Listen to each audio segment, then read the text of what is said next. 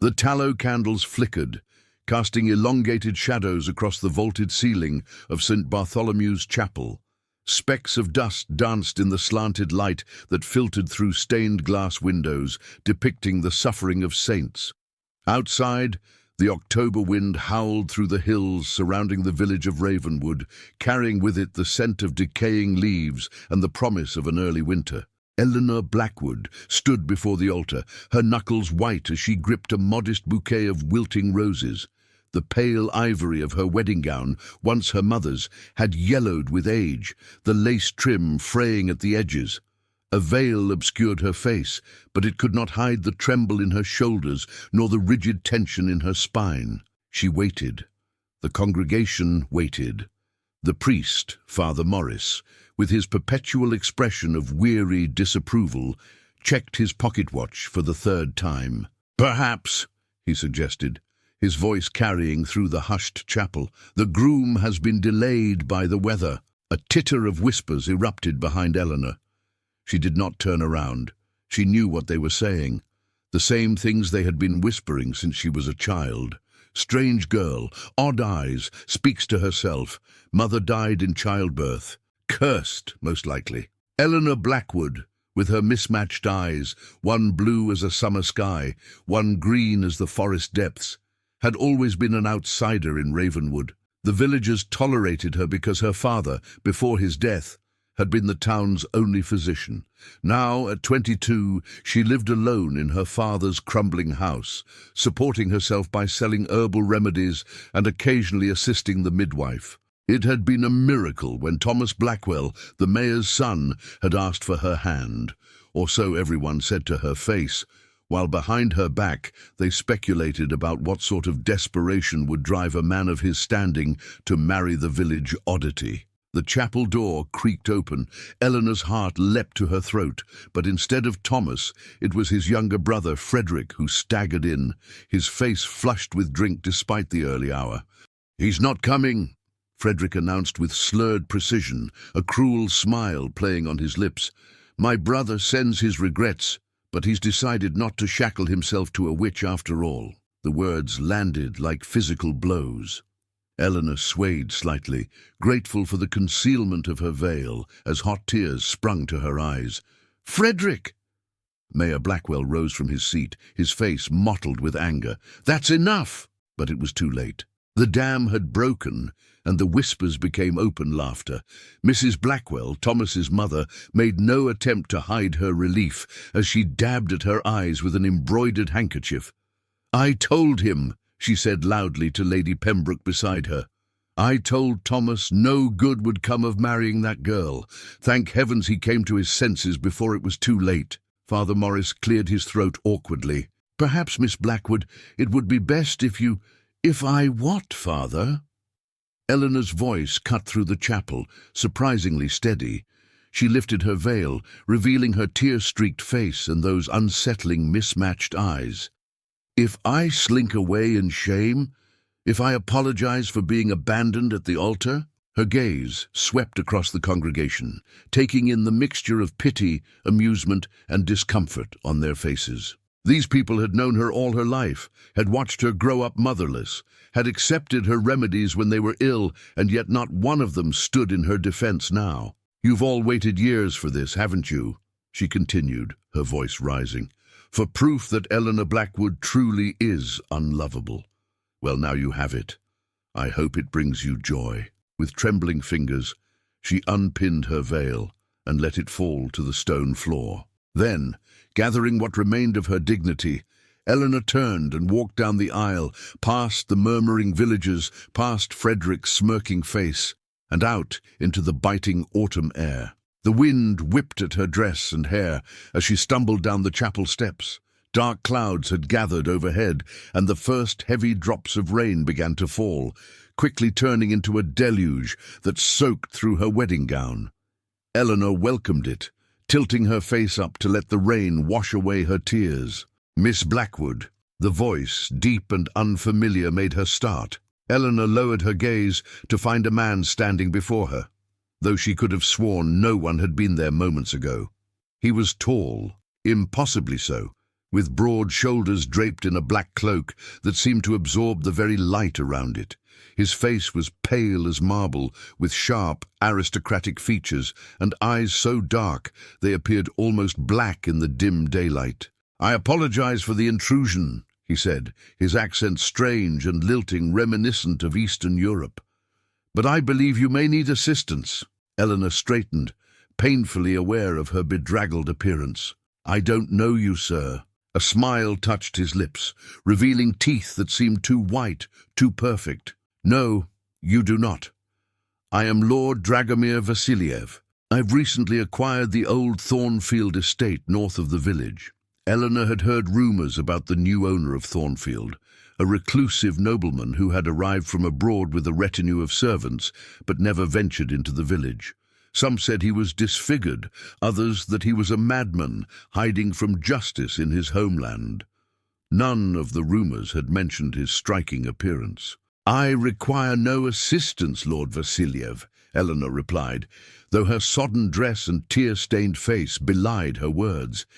"What happened in there was merely a misunderstanding that leaves a bride without a groom and walking home alone in a storm." He raised an eyebrow. "Forgive me, but I find that hard to believe."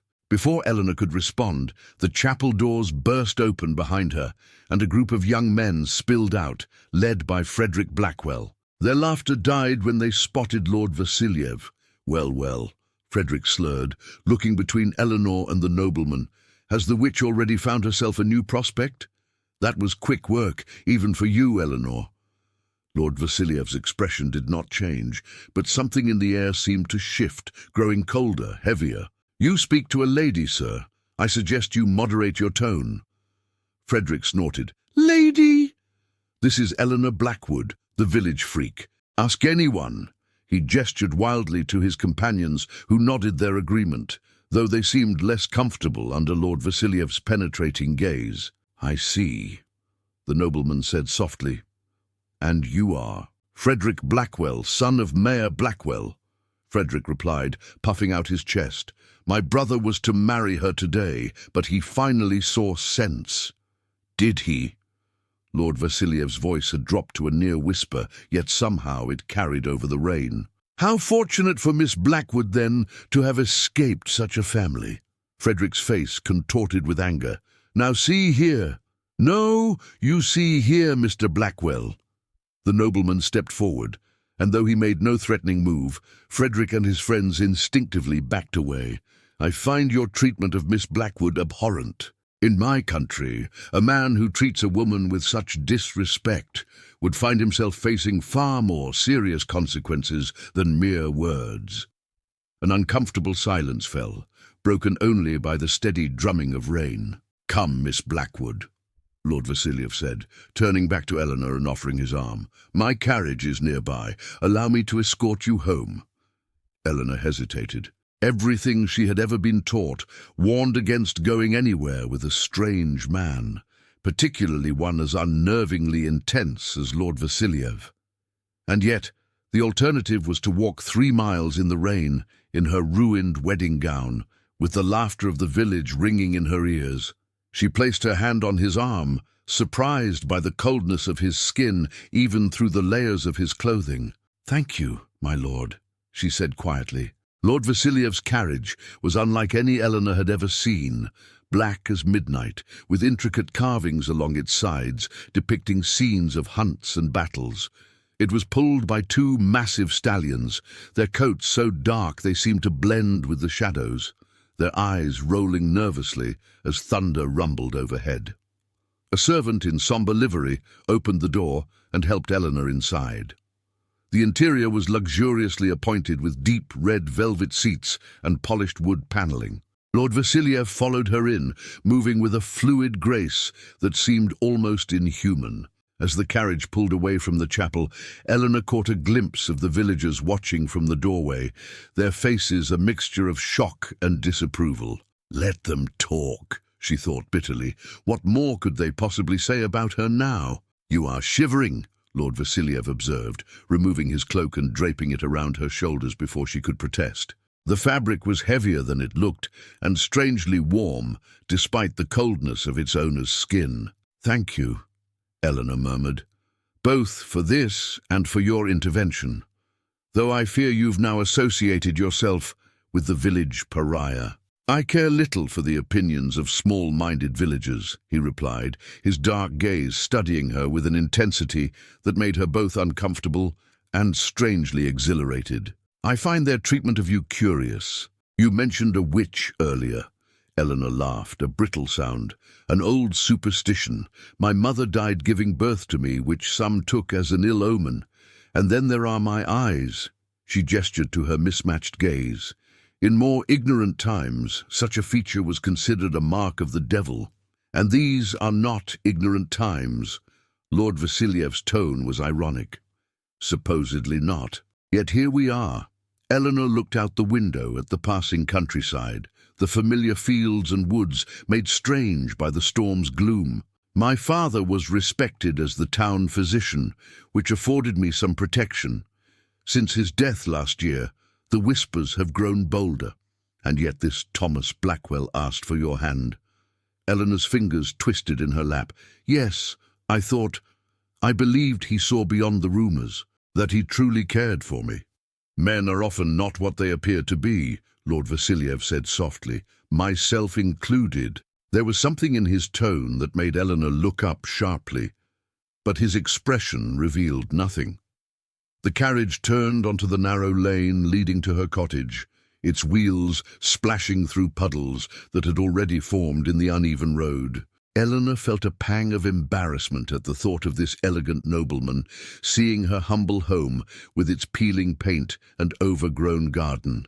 "I can walk from here," she offered quickly. "The lane gets quite muddy, and your fine carriage—" "Nonsense," he interrupted. "I insist on seeing you safely to your door." As they approached the cottage, Eleanor noticed something amiss. The front door, which she had carefully locked that morning, stood ajar, swinging slightly in the wind. "Someone's been inside," she said, alarm rising in her voice. Lord Vasiliev's hand came to rest on her arm, the touch light but somehow reassuring despite its coldness. "Wait here." Before she could protest, he had exited the carriage and was striding toward the cottage, his tall figure cutting through the rain with purposeful steps. Eleanor waited for only a moment before gathering her sodden skirts and following him. The interior of the cottage was in disarray. Books had been torn from shelves, furniture overturned, and the contents of her cupboards scattered across the floor. But worst of all was the writing on the wall. Crude letters formed in what looked like animal blood. "Witch begone." Eleanor stood in the doorway, one hand pressed to her mouth, the other clutching Lord Vasiliev's cloak around her shoulders. The nobleman moved through the destruction with careful steps, examining the damage with an expression of cold fury. "Do you know who might have done this?" he asked. Eleanor shook her head numbly, then reconsidered. "Frederick, perhaps, or some of the village boys. They've thrown stones at my windows before, but never this." Lord Vasiliev picked up a small porcelain figure, one of the few items not broken, and placed it gently on a shelf. "You cannot stay here tonight. It's not safe." "I have nowhere else to go," Eleanor replied, the reality of her situation crashing down upon her. No family, no friends, no husband, and now, it seemed, no home that hadn't been violated. Lord Vasiliev turned to face her, his dark eyes unreadable. "You could come to Thornfield. I have more rooms than I could possibly use, and staff who would see to your comfort."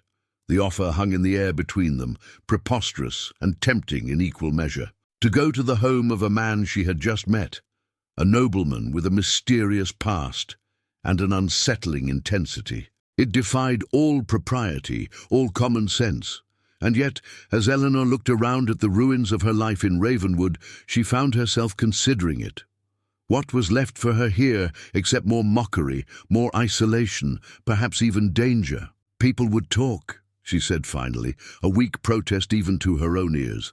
Lord Vasiliev's lips curved in a smile that didn't quite reach his eyes. "Let them. I find that fear is often more effective than respectability in silencing wagging tongues." Thunder crashed overhead, as if emphasizing his words. Rain continued to pour through the open door, forming a puddle at Eleanor's feet.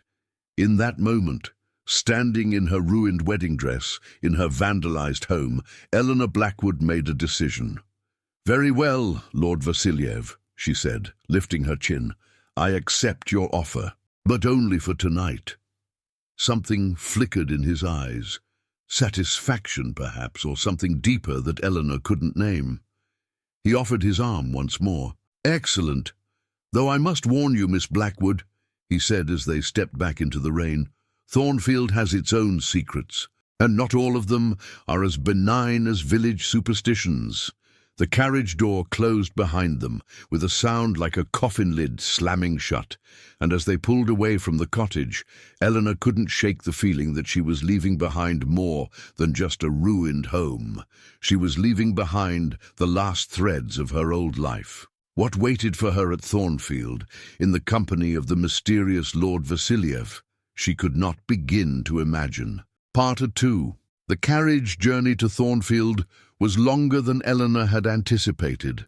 They travelled deeper into the forest, away from the village, along roads that grew progressively narrower and more overgrown.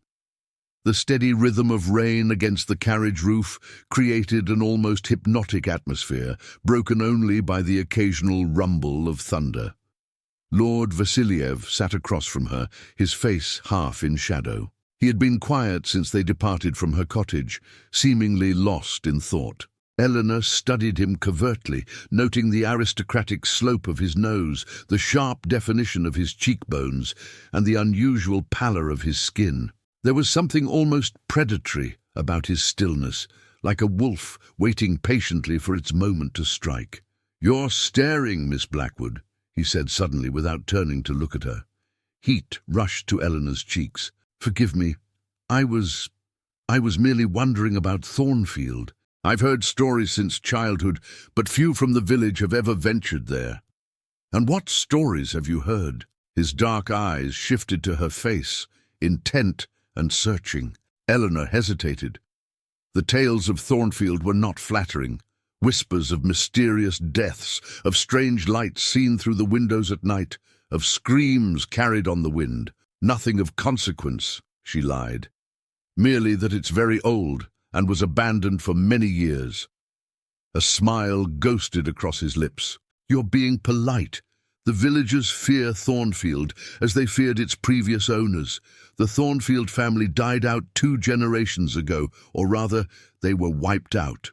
"Wiped out?" Eleanor echoed. "Murder," Lord Vasiliev stated flatly.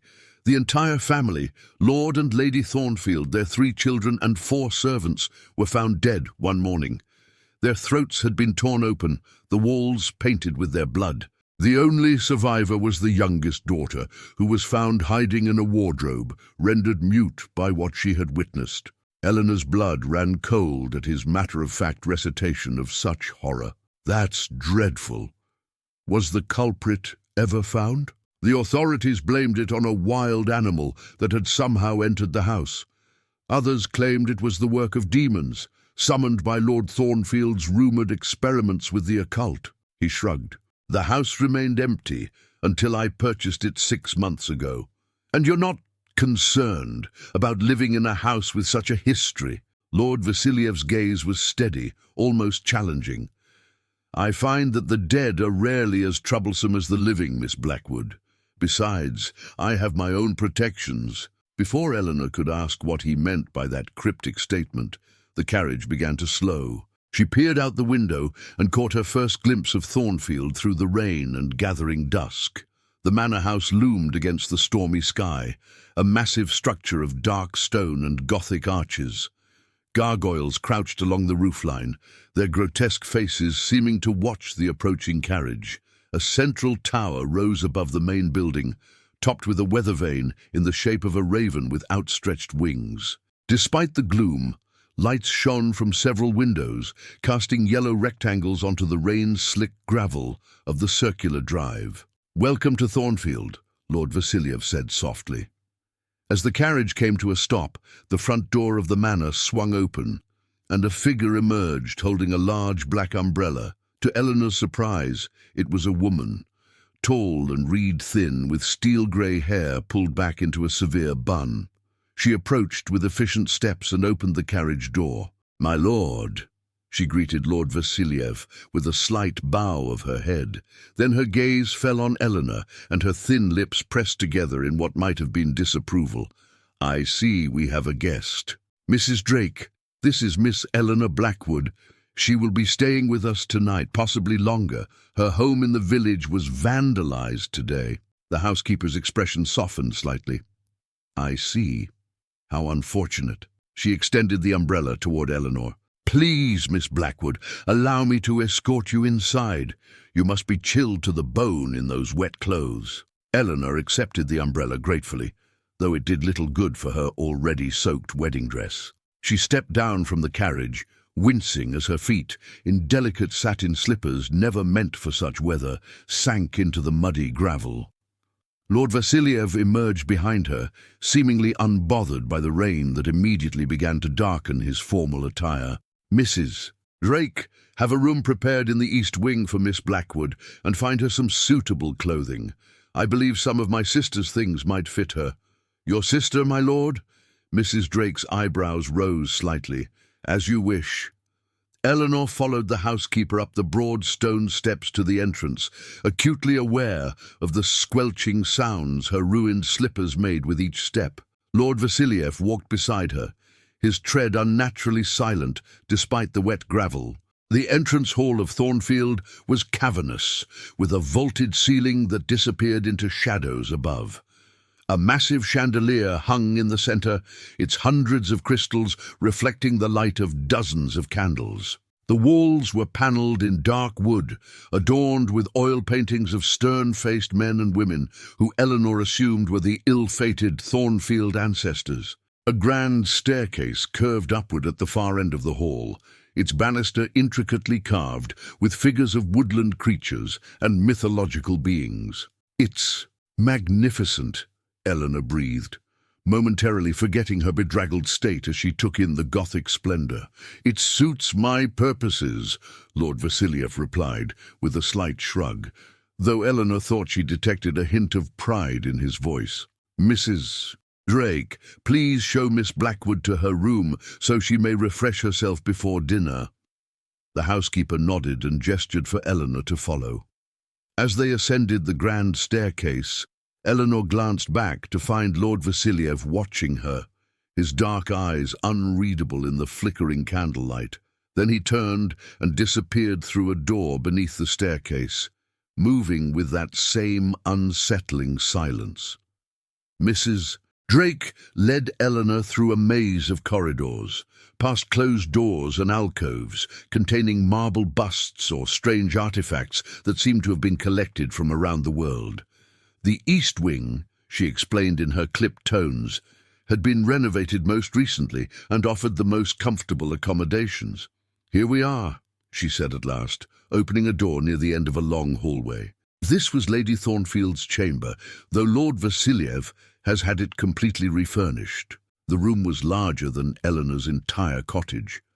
A four-poster bed dominated one wall, draped in rich burgundy velvet that matched the heavy curtains framing the tall windows. A fire crackled in a marble fireplace, casting dancing light over the polished wood furniture and plush carpet. Despite the luxury, Eleanor couldn't help but think of the room's former occupant and her gruesome fate. "The bathroom is through there." Mrs. Drake indicated a door to the right. "I've had hot water brought up. I'll fetch you some dry clothing and have your dress taken to be cleaned, though I'm not certain it can be salvaged." Eleanor nodded, suddenly overwhelmed by the day's events. "Thank you. You're very kind." Something that might have been sympathy flickered in the housekeeper's stern face. "It's no kindness, Miss Blackwood. I'm merely following my lord's instructions." She paused, then added in a lower voice, "Though I would advise you not to wander the halls at night. Thornfield can be confusing to newcomers, and some doors are locked for good reason." With that cryptic warning, Mrs. Drake departed, closing the door firmly behind her. Eleanor stood in the center of the luxurious room, dripping onto the expensive carpet, feeling utterly displaced. "What am I doing here?" she whispered to the empty room. After a hot bath that helped ease some of the chill from her bones, Eleanor found clothes laid out on the bed, a dark blue dress of fine wool, simpler than she would have expected for a nobleman's sister, but well made and blessedly dry. It fit reasonably well, though it was slightly loose around the waist and a touch too long. There were also clean undergarments, stockings, and a pair of soft leather boots that were only a little big. As she finished dressing, a knock came at the door. Expecting Mrs. Drake, Eleanor called out, "Come in!" Instead, a young woman entered, perhaps a few years younger than Eleanor, with a round face, curly brown hair, and a friendly smile. She carried a silver tray with a steaming cup. "Mrs. Drake thought you might like some tea before dinner," she said, setting the tray down on a small table near the fire. "I'm Lily, one of the maids. You must be Miss Blackwood." "Eleanor, please," she replied, warming to the girl's open manner. "Thank you for the tea." Lily bobbed a curtsy. "It's nice to have another young person in the house. It's mostly just Mrs. Drake, the cook, and a few of us maids, aside from his lordship and Mr. Kovacs." "Mr. Kovacs?" "His lordship's valet and personal secretary. He's a foreigner, like the master, doesn't talk much to the rest of us." Lily lowered her voice conspiratorially. "Mrs. Drake says I talk too much, especially to guests. I should go before she catches me gossiping. Dinner will be served in an hour. I'll come back to show you to the dining room. It's easy to get lost here." After Lily departed, Eleanor sipped her tea by the fire, trying to gather her thoughts. The events of the day seemed dreamlike in their surreality, from abandoned bride to guest in a Gothic mansion, all in the span of hours. The tea was excellent, rich and fragrant, with a hint of some spice Eleanor couldn't identify. It warmed her from the inside, and she felt her eyelids growing heavy as exhaustion began to catch up with her. She must have dozed off in the chair, because the next thing she knew, Lily was gently shaking her awake. "Miss Eleanor? It's time for dinner." Eleanor followed Lily through the labyrinthine corridors of Thornfield, trying to memorize their route, but quickly losing track of the many turns. The maid kept up a steady stream of chatter, pointing out interesting features of the house, a particularly fine painting here, a suit of armor believed to be haunted there. "Is it true what they say about the Thornfield family?" Eleanor asked during a brief lull in the girl's monologue. "That they were all murdered?" Lily's cheerful expression faltered. "Yes, miss. Terrible business that was. Before my time, of course, but my mother was a maid at the vicarage when it happened. Said the bodies were so torn up they had to be buried in closed caskets." She crossed herself quickly. "Some say the house is cursed, but his lordship doesn't seem to mind. Strange foreign ways, I suppose." They arrived at the dining room, a long chamber dominated by a massive table of polished mahogany that could easily seat 30. Only one end was set, with two place settings facing each other.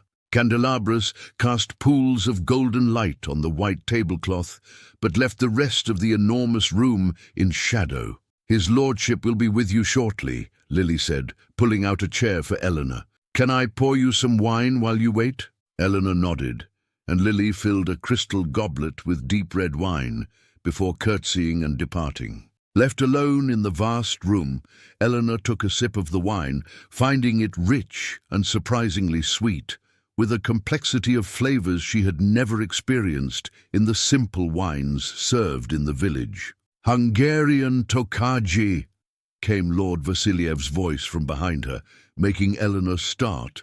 "A specialty of the region, where my family's estates are located." She turned to find him standing in the doorway she hadn't heard open. He had changed into a dinner jacket of black velvet, with a crisp white shirt and a cravat secured with a ruby pin. His dark hair was combed back from his forehead, emphasizing the sharp angles of his face. "It's delicious," Eleanor said, setting down her glass. "I've never tasted anything like it. I'm pleased you approve." He moved to take the seat across from her, his movements fluid as a dancer's. "I hope your accommodations are satisfactory." "More than satisfactory. They're luxurious." And Mrs. Drake and Lily have been very kind.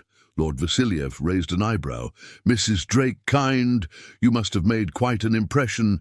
She's usually as warm as a Siberian winter. A door at the far end of the room opened, and a servant entered carrying a tureen of soup. He was followed by a tall, austere man with a shaved head and features as sharp as Lord Vasiliev's, though lacking the latter's aristocratic refinement. His eyes, when they fell on Eleanor, were cold and assessing. "Ah, Kovach," Lord Vasiliev said, gesturing to the newcomer. "This is Miss Eleanor Blackwood, our guest. Miss Blackwood, my personal secretary, Mr. Anton Kovach." The man bowed stiffly from the waist. "Miss Blackwood." His accent was similar to Lord Vasiliev's, but harsher, his voice like gravel. Without another word, he turned and exited through a different door than the one he had entered by. "You must forgive Kovach his lack of social graces," Lord Vasiliev said, as the servant began ladling soup into their bowls. "He is efficient in his duties, but was not bred for polite society." "How long has he been in your service?" Eleanor asked, picking up her spoon. "Since I was a young man. He served my father before me." Lord Vasiliev watched as she tasted the soup, a rich, creamy concoction with hints of garlic and herbs. "His loyalty is absolute." The meal progressed through several courses, each more delicious than the last.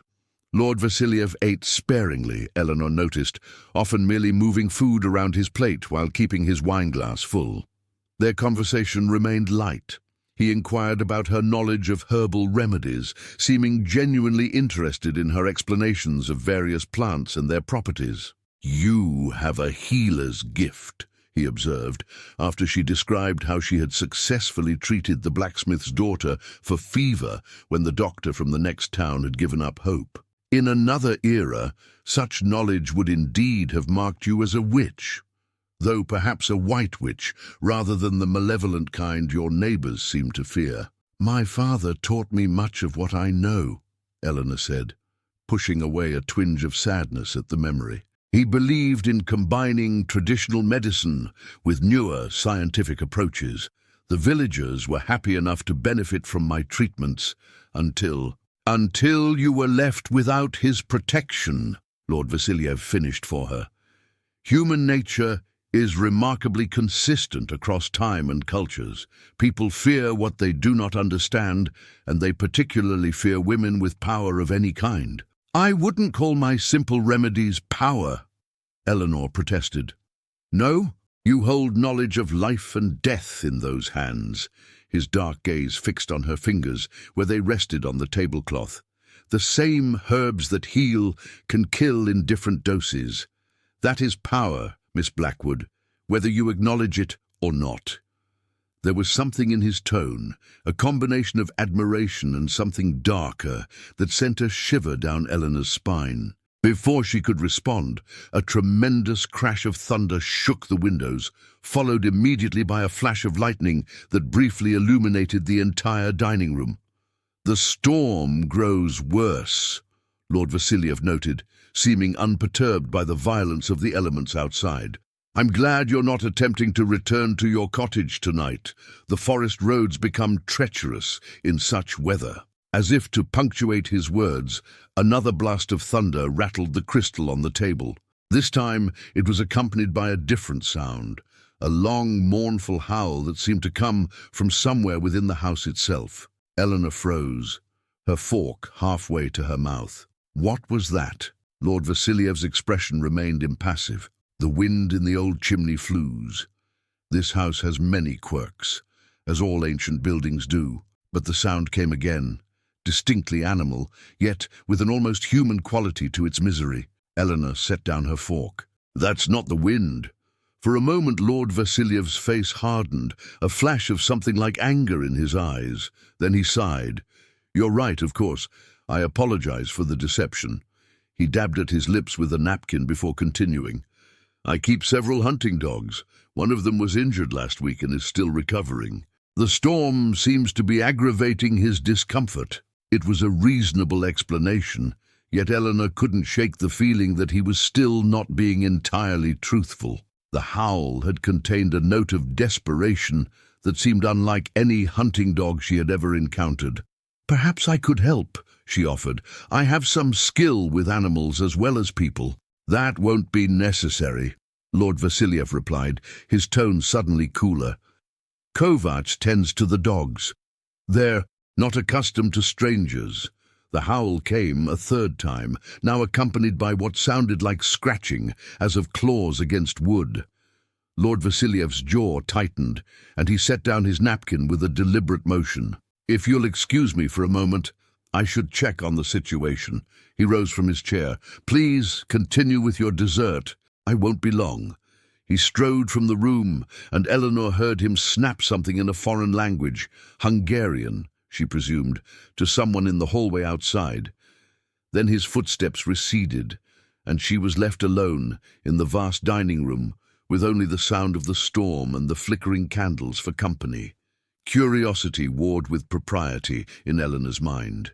It would be rude to pry into her host's affairs, especially after he had shown her such kindness. And yet, there was something about that howl that tugged at her, something that spoke of pain beyond the physical. Before she could decide on a course of action, the door opened again, but it was Lily, rather than Lord Vasiliev, who entered.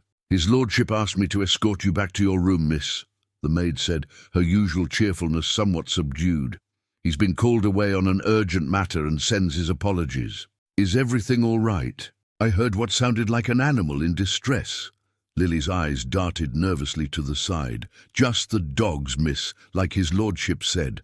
Nothing to worry about." But her voice lacked conviction, and Eleanor noticed that the girl's hands were trembling slightly. "Lily," Eleanor said gently, "what aren't you telling me?" The maid bit her lip, clearly torn between loyalty to her employer and some inner distress. "It's not my place to say, miss. But if I were you," she lowered her voice to a whisper, "I'd lock my door tonight, and if you hear anything at all, don't go looking. Just stay in your room until morning." With that cryptic warning, so similar to Mrs. Drake's earlier caution, Lily led Eleanor back through the winding corridors of Thornfield. The storm continued to rage outside, sending shadows dancing across the walls with each flash of lightning. The grand house, which had seemed merely imposing during daylight, now felt oppressive, its shadows deeper, its corners darker. At Eleanor's door, Lily gave a hasty curtsy. "Good night, miss. I'll come for you in the morning." "Lily, wait." Eleanor caught the maid's arm as she turned to go. "Please, if there's some danger I should know about—" "No danger to you, miss," Lily interrupted, her eyes wide. "His lordship would never— that is, you're under his protection now. Just remember what I said about staying in your room." With that, she pulled away and hurried down the corridor, leaving Eleanor standing alone at her door, more confused than ever. Inside her room, the fire had been built up, casting a warm glow that did little to dispel Eleanor's growing unease. She changed into the nightgown that had been laid out for her, a fine lawn garment with delicate embroidery around the collar, and sat before the fire, trying to make sense of the strange undercurrents she had detected in the house. The howling had stopped, but occasionally she thought she heard voices raised in argument from somewhere deep within Thornfield, too distant to make out words, but the tone suggested conflict. Once she was certain she heard a crash, as of furniture being overturned. Eleanor paced the room, her nerves too jangled for sleep despite her exhaustion.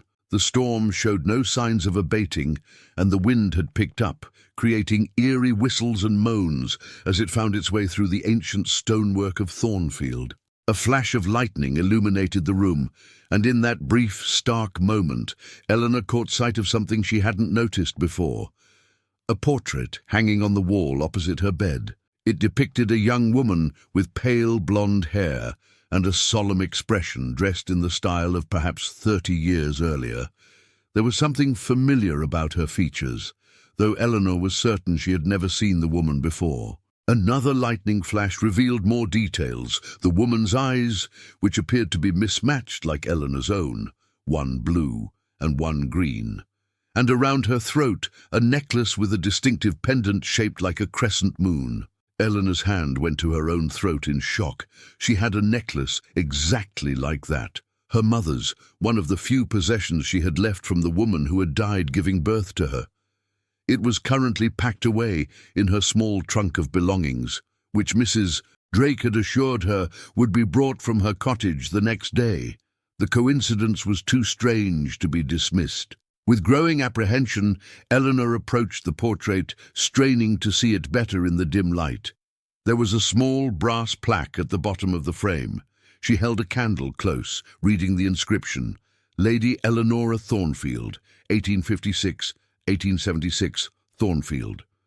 Not just the name of the estate, but the family name. And Eleanora, so similar to her own name.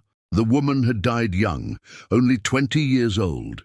Could she have been the mother who had supposedly died in childbirth? But that would make Lord Vasiliev. The sound of a key turning in the lock interrupted her thoughts. Eleanor whirled around, staring at her bedroom door in disbelief. Someone had locked her in. "Hello?" she called, rushing to the door and trying the handle. It wouldn't budge. "Is someone there? Lord Vasiliev?" No answer came. Only the howling of the wind and a new sound, soft, padding footsteps moving away from her door and down the corridor. Eleanor pressed her ear to the wood, straining to hear more, but the footsteps had faded. She was trapped, locked in a stranger's house, with questions multiplying in her mind and a growing sense that nothing at Thornfield was as it seemed. The portrait of Lady Eleanora seemed to watch her as she returned to the fireplace, her heart racing. Who had locked her in, and why? What connection did she have to the Thornfield family? And what secret did Lord Vasiliev keep that required howling dogs to be hidden away and guests to be confined to their rooms at night? As the storm raged on, Eleanor Blackwood sat before the dying fire, keeping watch and waiting for dawn, or for whatever might come before it. The dawn came reluctantly to Thornfield, the storm having finally exhausted itself in the early hours of morning. Eleanor had not slept. She had spent the night alternating between examining the portrait of her possible namesake and attempting to unlock her door with hairpins and other makeshift tools, all without success. As grey light filtered through the curtains, she heard the key turn again. She scrambled back to the bed, feigning sleep.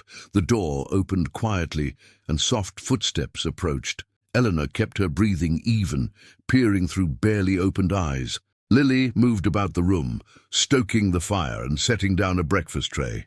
The maid looked pale and drawn, with dark circles under her eyes, suggesting she'd had no more sleep than Eleanor. Eleanor awoke with a convincing start. "Lily, good morning!" The maid jumped. "Miss Eleanor, I didn't mean to wake you." "Someone locked my door last night," Eleanor said without preamble, watching Lily's reaction carefully. The girl's hands trembled as she straightened the bedcovers. "Did they? How strange. Perhaps it was the wind. These old doors sometimes catch." "Lily," Eleanor's voice hardened, "a key turned in that lock. I heard footsteps walking away. Was it you?" "No." Lily looked genuinely shocked. "I would never. It must have been Mrs. Drake. For your protection, you understand." "Protection from what?" The maid's eyes darted to the portrait, then back to Eleanor. "I've brought you breakfast. His lordship sends his apologies for leaving dinner so abruptly. He hopes you slept well despite the storm." Eleanor realized she would get nothing more from Lily. She changed tactics. That portrait. Who was Lady Eleanora Thornfield? Lily's face went even paler.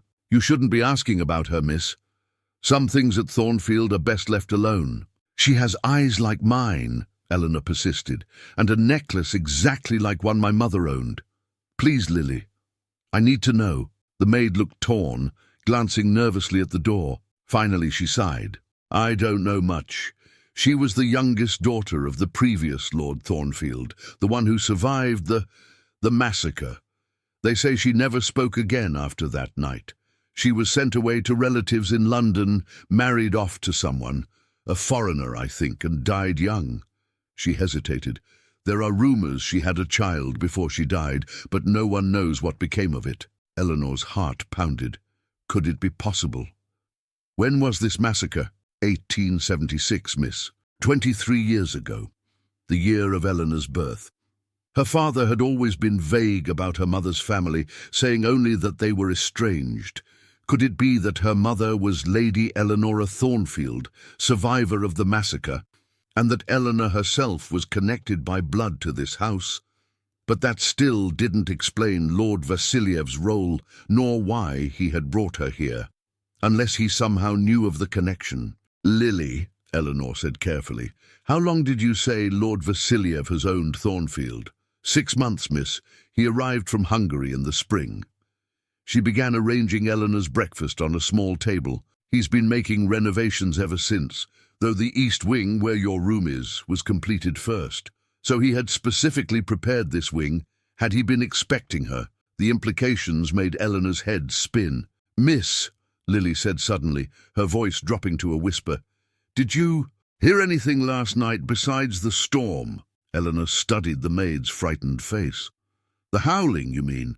And what sounded like an argument?" Lily nodded, looking relieved that Eleanor had heard it too. "It's worse on full moon nights. Last night wasn't as bad as it gets." "What isn't as bad?" The maid bit her lip. "I shouldn't say more, but be careful, miss. His lordship has invited you to join him in the library after breakfast. If I were you," she hesitated, "if I were you, I'd find a way to leave Thornfield today." With that warning, Lily departed, leaving Eleanor to her breakfast and her swirling thoughts. The food was excellent: fresh bread, butter, preserves, and a pot of fragrant tea, but she ate mechanically, her mind racing. She needed answers, and it seemed Lord Vasiliev was the only one who could provide them. After eating, she dressed in the same blue wool dress from the previous evening, lacking alternatives. Her wedding gown, she discovered, had been removed from the room, presumably for cleaning. As she pinned up her hair, she studied her reflection in the ornate vanity mirror, noting how her mismatched eyes, exactly like those of Lady Eleanora in the portrait, stared back at her with a determination she hadn't seen there before. She was no longer simply Eleanor Blackwood, the abandoned bride and village outcast. She was a woman with a mystery to unravel, one that might reveal her very origins.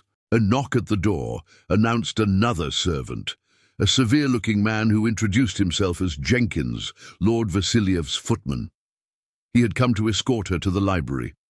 Eleanor followed him through corridors she hadn't seen the previous night, noticing how the house seemed different in daylight, less menacing but no less mysterious. The hallways were adorned with more portraits of stern-faced Thornfields, tapestries depicting hunting scenes, and occasional display cases containing artifacts from distant lands. They passed a corridor that branched off to the left, blocked by a heavy door with iron reinforcements. Jenkins noticed her curious glance. "The West Wing," he said curtly, "closed for renovations." But Eleanor had glimpsed something odd through a crack in the door, what looked like deep gouges in the wooden panels of the wall beyond, as if made by massive claws. The library was on the ground floor, a cavernous room with shelves stretching 2 stories high and a gallery running around the upper level. Sunlight streamed through tall windows, illuminating thousands of volumes and creating dancing motes of dust in the air. A fire roared in a massive stone fireplace, before which were arranged 2 leather armchairs. Lord Vasiliev stood by one of the windows, gazing out at the rain-soaked grounds. He turned as they entered, and Eleanor was struck again by his otherworldly handsomeness.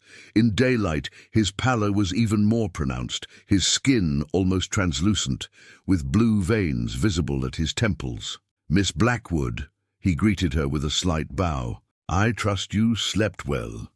"Actually, my lord, I did not," Eleanor replied, deciding directness was her best approach. "I was disturbed by strange noises in the night, and then discovered my door had been locked from the outside. Perhaps you can explain why I was made a prisoner in my own room." A flicker of something, annoyance, amusement, crossed his face before his expression returned to its usual inscrutability. "A precaution, nothing more. Thornfield can be hazardous for those unfamiliar with its layout. I merely wish to ensure your safety by locking me in." "That seems extreme for a guest's protection." "Perhaps." He gestured to the armchairs. "Please sit. I believe we have much to discuss." Eleanor hesitated, then took the offered seat. Despite her suspicions, she felt no immediate fear of Lord Vasiliev.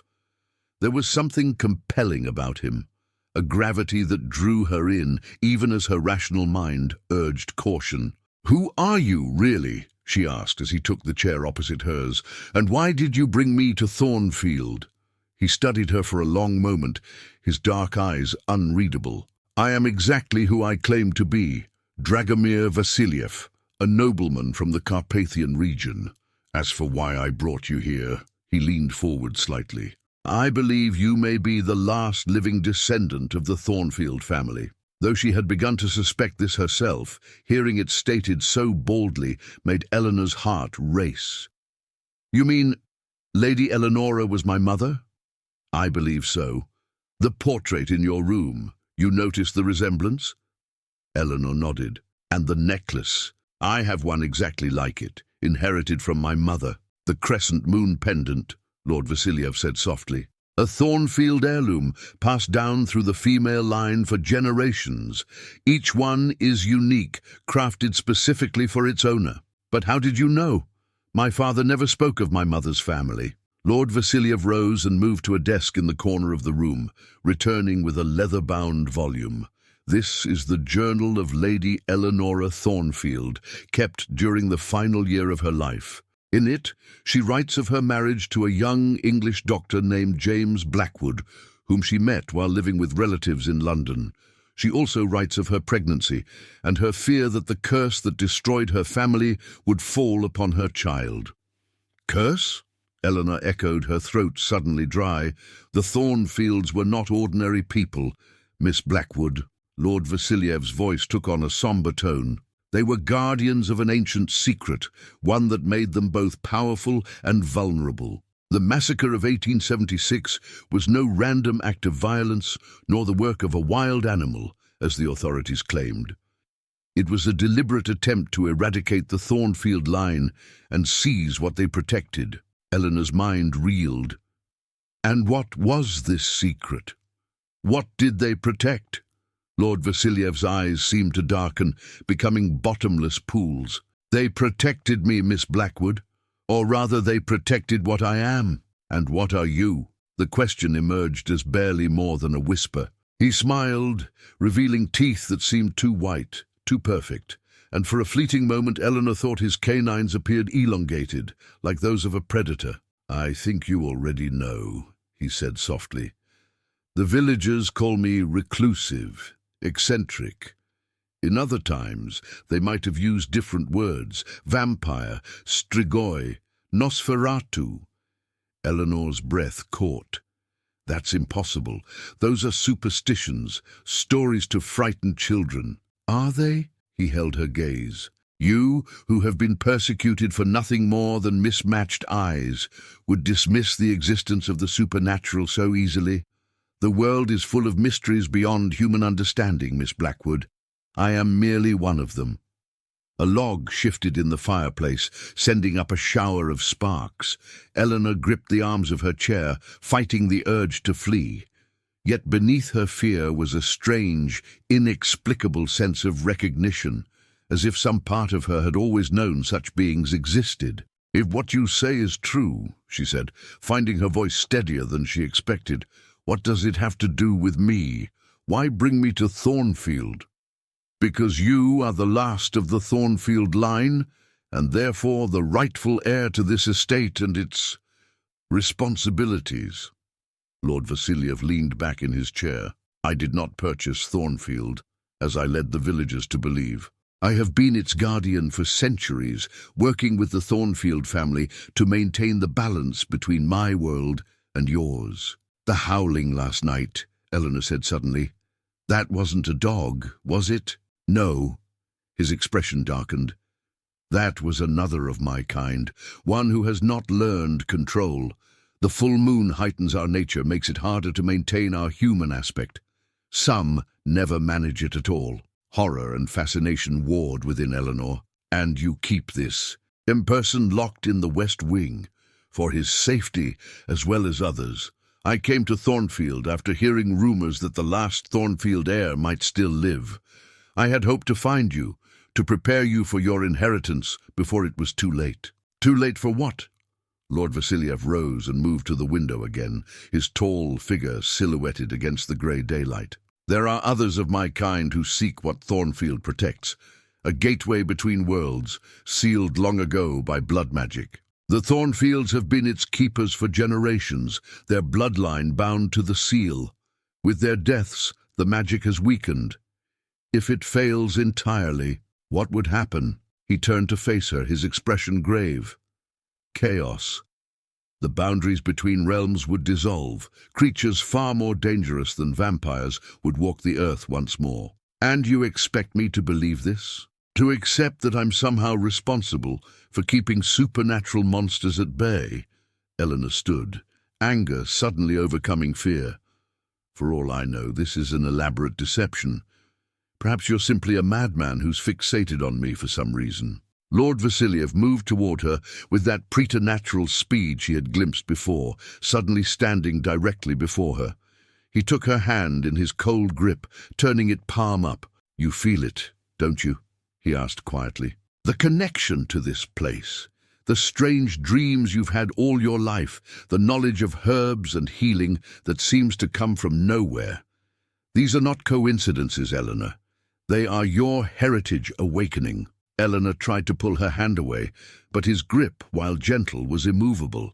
Let go of me. Your mother fled Thornfield to protect you, but in doing so, she denied you the knowledge you would need. His dark eyes bored into hers. The ceremony to renew the seal must be performed by a Thornfield, by blood under the full moon. Last night was merely the beginning of the lunar cycle. In 13 days the moon will be at its fullest and the gateway at its weakest. And if I refuse to participate in this ceremony, Eleanor challenged, though a part of her already knew the answer, then the seal will fail, and what emerges will make the massacre of your ancestors look like a mere prelude. He released her hand. I don't ask you to decide now. Take today to explore Thornfield, to feel its connection to you. Read your mother's journal. Tonight, I will show you what lies beneath this house, what your family has guarded for centuries. Eleanor rubbed her wrist where he had held it, though he had left no mark. Am I free to leave? Should I choose to? Something like regret crossed his face. You may leave Thornfield at any time, but know this. The blood that flows in your veins marks you. Those who seek the gateway will find you, whether you are here under my protection or alone in your village cottage. A knock at the library door interrupted them. Kovac entered without waiting for a response, his gaunt face even more severe than Eleanor remembered. My lord, he said, his accent thick with urgency, there are visitors approaching. From the village. Lord Vasiliev frowned. Who? The mayor and several men. They appear to be armed. Eleanor felt a chill. Thomas's father. Why would he come here? It seems, Miss Blackwood, Lord Vasiliev said grimly, that your disappearance has not gone unnoticed, and they have drawn their own conclusions about your presence here. Kovac moved to the window, peering out at the approaching party. They have torches, my lord, and silver. I can smell it. They know what you are, Eleanor whispered, the reality of the situation suddenly crashing down upon her. Or at least they suspect. Lord Vasiliev's expression hardened into something inhuman, a predatory stillness that raised the hairs on the back of Eleanor's neck. It seems we have less time than I anticipated. You must make your choice now, Eleanor Blackwood. Stand with me to face them, acknowledging your heritage and my protection, or return to those who abandoned and reviled you, knowing what fate awaits if the seal fails. Through the window, Eleanor could see the approaching mob, at least a dozen men led by Mayor Blackwell, their faces set in grim determination. Among them was Frederick, his expression eager with anticipated violence, and beside him, Thomas. The man who had abandoned her at the altar now came as part of a mob to her doorstep. What will it be, Eleanor? Lord Vasiliev asked, extending his hand to her. Are you a Thornfield or a Blackwood? Will you embrace your destiny or flee from it? The sound of pounding at the front door echoed through the mansion. Time had run out. The world seemed to hold its breath as Eleanor stood suspended between two futures, the life she had known and the destiny being revealed to her. The pounding on the door grew more insistent, angry voices calling her name, demanding her return. "Miss Blackwood?" Mayor Blackwell's authoritative voice boomed from outside. "We know you're in there. Come out at once, or we'll be forced to enter." Eleanor looked into Lord Vasiliev's bottomless eyes, then to the approaching mob outside. In that crystalline moment of decision, memories flashed through her mind, a lifetime of whispers, of sidelong glances, of never belonging. She remembered her father's evasive answers about her mother, the way he would sometimes watch her with a mixture of love and apprehension when he thought she wasn't looking. "I need to see it," she said finally, her voice steady despite the turmoil within.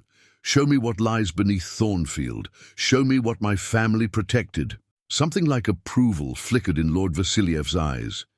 He nodded to Kovacs, who moved to a bookshelf and pulled a specific volume. With a grinding sound, the shelf swung inward, revealing a hidden passage. "This way," Lord Vasiliev said, offering his arm. "Quickly." "My lord," Kovacs interjected. "The villagers, deal with them, Kovacs. Diplomatic means only. We need time, not bloodshed." The secretary nodded grimly and strode from the room as the pounding intensified, now accompanied by the splintering of wood. Eleanor took Lord Vasiliev's arm, his skin cold even through the fabric of his jacket, and allowed him to lead her into the darkness beyond the bookshelf. The passage closed behind them, muffling the sounds of invasion from above. They descended a spiral staircase, the walls damp with moisture that glistened in the light of the torch Lord Vasiliev had somehow produced. The air grew colder with each step, ancient and heavy with the weight of secrets. "Thornfield was built upon much older foundations," Lord Vasiliev explained as they descended. "Roman ruins, and before that, Celtic. The gateway predates all of them. A natural weakness in the veil between worlds that has existed since time immemorial. The staircase ended at an arched doorway carved with symbols Eleanor had never seen before, yet which stirred something in her blood. A recognition beyond knowledge. Lord Vasiliev placed his palm against the center of the door, and the symbols began to glow with a faint blue light. "Only one of Thornfield blood, or one of my kind, may open this door," he said. "Try." Hesitantly, Eleanor placed her hand beside his. A shock ran through her body, not painful but intense, like plunging into icy water. The symbols flared brighter, and the door swung open with a groan of ancient hinges. Beyond lay a circular chamber hewn from living rock, its ceiling lost in shadows above. In the center stood a pool of what looked like black glass, perfectly still despite the slight movement of air in the chamber. Around the pool, arranged in a perfect circle, were 13 stone pillars, each carved with the same strange symbols as the door. "The abyss," Lord Vasiliev said softly, "the gateway between worlds." Eleanor approached the pool cautiously, drawn by an inexplicable pull. As she neared, the surface rippled, though there was no wind to disturb it. "It recognizes your blood," Lord Vasiliev explained, following at a respectful distance. "The seal responds to Thornfield presence." Kneeling at the edge of the pool, Eleanor peered into its depths. At first she saw only darkness, but then movement, shapes shifting below the surface, pressing against some invisible barrier, faces that were almost human but distorted, eyes that glowed with malevolent hunger. She recoiled with a gasp. What are they? The ancients, beings that ruled this world before mankind, banished to their own realm millennia ago. They hunger to return. Lord Vasiliev's voice had taken on a reverent quality. "Your ancestors discovered this place and recognized its danger. They formed a pact with my kind. We would lend our immortal strength to guard it, while they would provide the blood magic needed to maintain the seal." Eleanor rose shakily to her feet. And now that seal is failing. Yes, with each generation the Thornfield line has diminished. Your mother was the last to perform the ritual before the massacre. She survived only because she was here, in this chamber, renewing the seal when her family was attacked above. Who attacked them? Eleanor asked, though she suspected the answer. Renegades of my kind, led by one who believes the ancients' return would elevate vampires to gods among the ruins of human civilization. Lord Vasiliev's expression darkened. Bartosz Orlok, once my brother in blood, now my greatest enemy. A distant crash echoed from above, followed by shouting. The villagers had broken in. We don't have much time, Lord Vasiliev urged. The ritual is complex but relies primarily on intent and blood right. If you are willing, I can guide you through it when the moon is full. And if I'm not willing? Eleanor challenged, though with less conviction than before. Lord Vasiliev met her gaze steadily.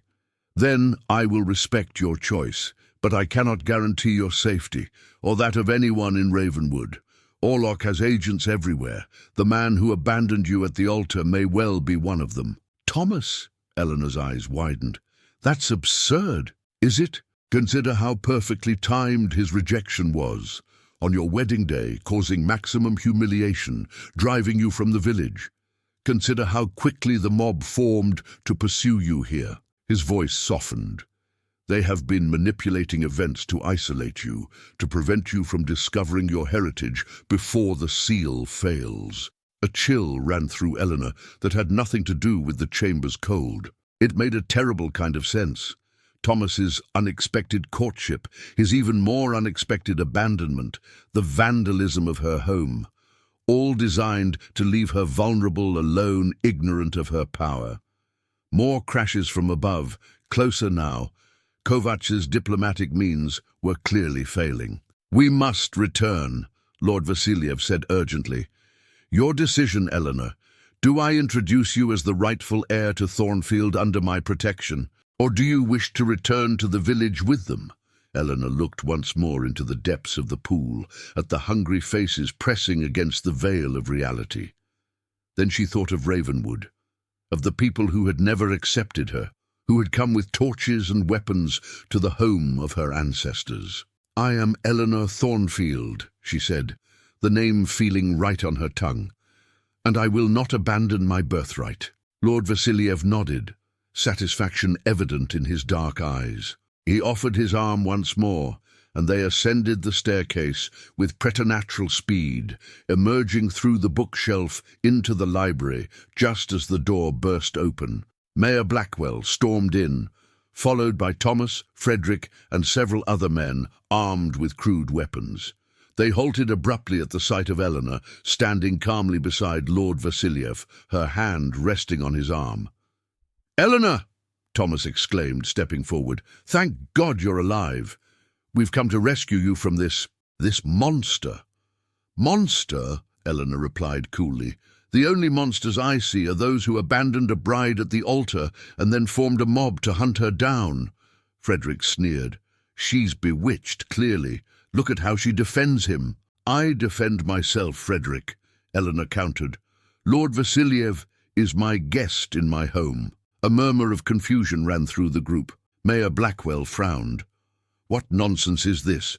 This is Thornfield Estate." "Yes," Eleanor agreed. "And I am Eleanor Thornfield, daughter of Eleonora Thornfield, rightful heir to this house and its lands." Thomas's face paled. "That's impossible. Your mother was what, Thomas?" Eleanor interrupted. "You never met my mother. None of you did. You only knew what my father chose to tell you, that she died in childbirth, her family estranged. He kept the truth hidden to protect me." "From what precisely?" Mayor Blackwell demanded, his bluster failing in the face of Eleanor's calm certainty. Lord Vasiliev stepped forward, his presence commanding the room. "From those who would use her for their own purposes, Mayor, just as someone has been using you and your sons." A flicker of uncertainty crossed the mayor's face. "I don't know what you mean." "Don't you?" Lord Vasiliev's voice was silky with menace. "Who suggested this expedition today? Who inflamed your fears about your former future daughter-in-law? All eyes turned to Thomas, who shifted uncomfortably. I only said what everyone was thinking, that he's not natural, that he's been seen only at night, that animals fear him. And who told you these things? Lord Vasiliev pressed. Who convinced you to abandon your bride mere hours before your wedding? Thomas opened his mouth, then closed it again, confusion spreading across his features. I don't remember. There was a stranger passing through, staying at the inn. He warned me. Described me in detail, did he? Suggested I might be something other than human. Lord Vasiliev's smile was cold. And then conveniently disappeared the next day, leaving you with the idea firmly planted in your mind. Eleanor could see the doubt growing on the faces of the villagers. Even Frederick looked uncertain, his earlier bravado diminishing in the face of Lord Vasiliev's composed interrogation. You've been manipulated, Eleanor said, addressing the group but looking directly at Thomas. All of you, used as pawns in a game you don't understand. By whom? The blacksmith demanded, lowering his pitchfork slightly. Before anyone could answer, a new voice spoke from the doorway, smooth as honey, but with an undercurrent of venom. By me, of course. All heads turned to see a man standing there, tall and regal, with silver hair, despite a face that appeared no older than 40. He was dressed like a gentleman traveller, but his eyes gleamed with an unnatural amber light. Orlok, Lord Vasiliev hissed, instinctively moving to place himself between Eleanor and the newcomer. Dragomir, old friend. Orlok smiled, revealing teeth as sharp as Lord Vasiliev's own. How long has it been? 3 centuries. 4. The villagers backed away, suddenly aware they were caught between 2 predators. Thomas reached for Eleanor, but she stepped away from his grasp, moving closer to Lord Vasiliev instead. You've wasted your journey, Lord Vasiliev said coldly. Miss Thornfield is aware of her heritage now and has chosen to embrace it. Orlok's smile didn't falter. Has she? How delightful. That will make the ritual so much more potent when I use her blood to break the seal rather than maintain it. With a gesture so quick it was barely visible, Orlok flung something toward them, a fine powder that exploded into a cloud in the air. Lord Vasiliev recoiled with a hiss of pain, his skin blistering where the powder touched it. Silver dust, Orlok explained conversationally to the stunned villagers. So useful against his kind. Now, gentlemen, if you'll excuse us, Miss Thornfield and I have business below. He moved with blinding speed, seizing Eleanor before she could react. She felt his cold arm around her throat, not choking but restraining, and the prick of a sharp nail against her jugular. Eleanor! Thomas lunged forward, but Orlok's free hand shot out, catching him by the throat and lifting him effortlessly off the ground. Humans, Orlok sighed, so predictably heroic. With a casual flick, he tossed Thomas across the room, where he crashed into a bookshelf and fell limply to the floor. Lord Vasiliev was recovering, wiping the silver dust from his face with a handkerchief, his skin red and raw, but already beginning to heal. Let her go, Bartosz. Your quarrel is with me, not her. My quarrel is with all who would keep the ancients imprisoned, Orlok replied. The girl is the key. On the full moon, her blood will open the way. You'll doom us all, Lord Vasiliev warned. The ancients will not distinguish between human and vampire when they return. They will consume everything. Orlok laughed. Such pessimism. The ancients will reward those who free them. We shall be their lieutenants in the new world order. As the vampires faced off, Eleanor felt something strange happening within her, a warmth spreading through her veins, centering in her heart and then radiating outward. The portrait of Lady Eleonora flashed in her mind, along with the symbols from the gateway below, knowledge unfurled in her consciousness, ancient and instinctual. She knew what to do. With deliberate calm, Eleanor bit down hard on her own tongue, filling her mouth with blood. Orlok sensed the change in her immediately, his grip tightening. "What are you doing?" he hissed in her ear. Eleanor didn't answer. Instead, she spat her blood onto the floor, where it landed on a particular knot in the wooden boards. The blood seemed to sink into the wood, which began to glow with the same blue light as the symbols below. "No!" Orlok snarled, realizing too late what was happening. The floor beneath them shimmered and dissolved, and they fell, not physically but spiritually, their consciousness plummeting through layers of reality until they stood once more in the chamber of the abyss. But this time they were not alone. Translucent figures surrounded them, men and women with Eleanor's mismatched eyes, dressed in the fashions of different eras. The Thornfields, her ancestors, summoned by blood and desperation. "Impossible," Orlok whispered, his grip on Eleanor loosening. "The spiritual defense was dismantled generations ago." "Not dismantled," Lord Vasiliev corrected, materializing beside them. "Simply dormant, waiting for a true Thornfield to awaken it." The spectral Thornfields closed in, their expressions grim with purpose. Among them, Eleanor recognized the woman from the portrait, Eleonora, her mother, who reached out with incorporeal hands toward her daughter. "You know what to do," she whispered, her voice like the rustling of autumn leaves. Eleanor nodded, suddenly understanding the ritual that had eluded her ancestors for generations, not just a renewal of the seal, but a completion of it, a final binding that would close the gateway forever. She stepped forward out of Orlok's slackened grip and approached the black pool. The faces below pressed more frantically against the barrier, sensing what was to come. "Stop her!" Orlok cried, lunging forward, only to be restrained by the spectral Thornfields, whose insubstantial forms became solid enough to hold him when they acted in concert. Eleanor knelt at the pool's edge, and without hesitation sliced her palm with a shard of stone that seemed to materialize from the air itself. Her blood dripped into the dark surface, which began to boil and churn. "Blood of the Guardian line," she intoned, the words coming from somewhere beyond conscious thought. "Freely given for final binding." Lord Vasiliev knelt beside her, his eyes meeting hers with understanding. Without being asked, he extended his own hand, using his sharp nail to open his pale wrist. "Blood of the protector kind," he added, allowing his immortal blood to mingle with hers in the pool, freely given for final binding. Their combined blood spread across the surface of the pool like oil on water, forming intricate patterns that matched the symbols on the pillars surrounding them. From below, howls of rage and despair rose as the ancients realized what was happening. "You don't understand what you're doing," Orlok screamed, still struggling against his spectral captors. "They will grant us godhood, immortality beyond your imagining." "I already have immortality," Lord Vasiliev replied calmly, "and I have seen enough of godhood to know its price is too high." The patterns of blood began to glow, brighter and brighter, until the entire chamber was bathed in crimson light.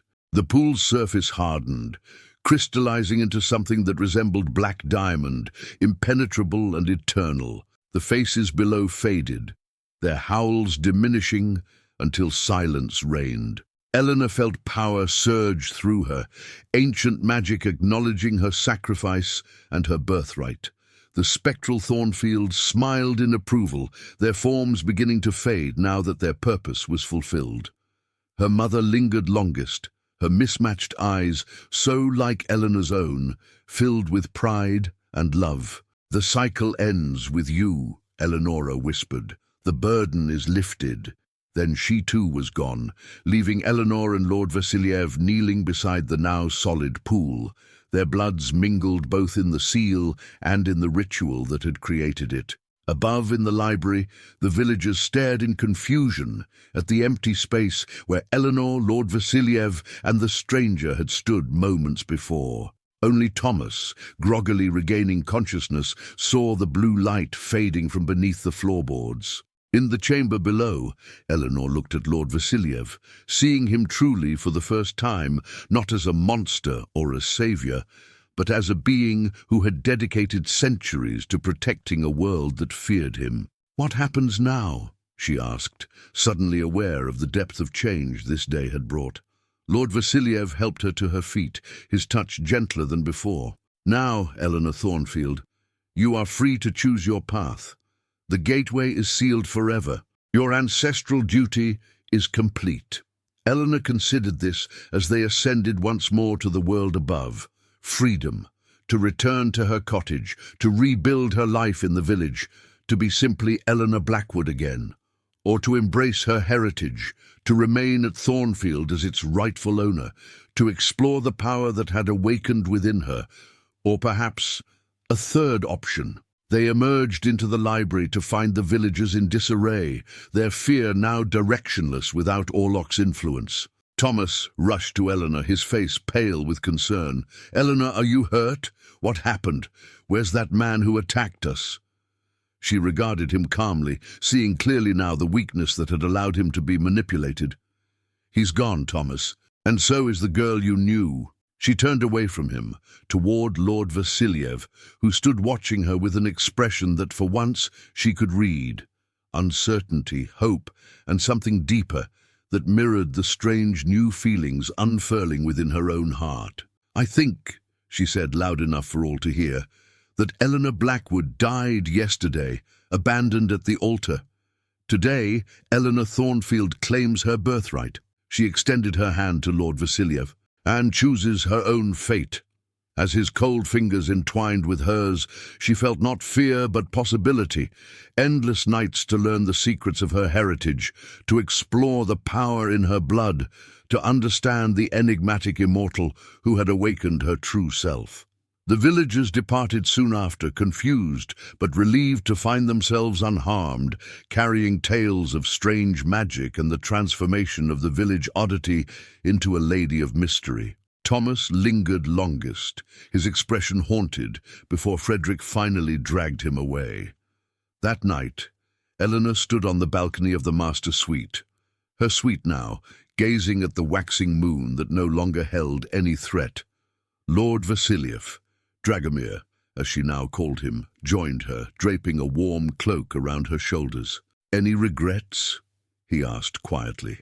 Eleanor touched the crescent moon pendant that now hung around her neck, retrieved from her trunk of belongings. It felt right against her skin, a connection to all the Thornfield women who had come before. "Only that I didn't know sooner," she replied. "But we have time now, don't we?" Dragomir's smile revealed the hint of fang that she no longer found frightening. "All the time in the world, if you wish it." Eleanor leaned against the balcony rail, feeling the cool night breeze against her face and the warmth of possibility in her heart. Thornfield was hers, its secrets and its power, its darkness and its light, and beside her stood a creature of night who had chosen to walk in twilight rather than surrender to the abyss. "I do wish it," she said, turning to face him. "Show me everything." And as his cold lips met hers beneath the waxing moon, Eleanor Thornfield embraced her extraordinary destiny. No longer the village witch, but the Lady of Thornfield, guardian of ancient power, and companion to a darkness that had found its own kind of light.